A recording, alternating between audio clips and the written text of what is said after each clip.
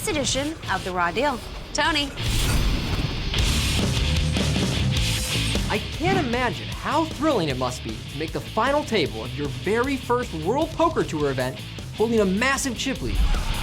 But Josh Hale knows exactly how that feels. Though I suspect he might also be feeling pretty nervous about it too.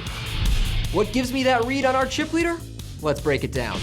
For the first few orbits at the final table, everything goes Josh Hale's way. By the time he finds himself in a blind versus blind confrontation against professional Greg Mueller, he's already increased his stack by nearly $1 million. Greg enters the hand second in chips, meaning Josh can put even more distance between himself and the field by bleeding chips off Greg.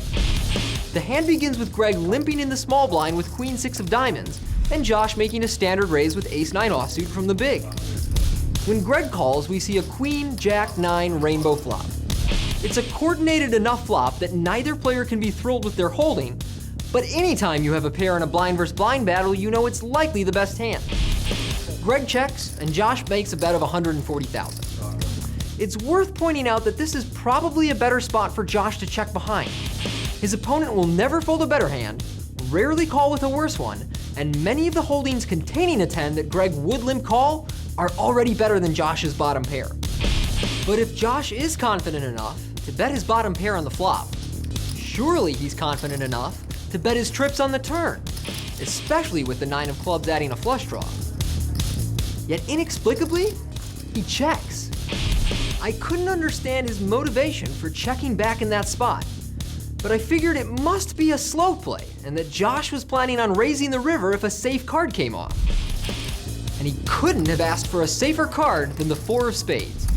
At this point, Greg is convinced that his top pair must be good, so he makes a value bet of 40% pot and hopes to get called.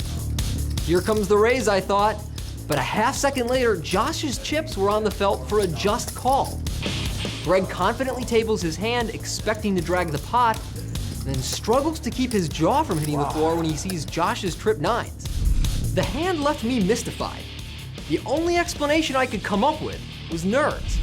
That Josh hallucinated a monster under the bed and decided he could definitely maintain his giant chip lead if he just called. That, or he didn't realize he was the one holding the monster.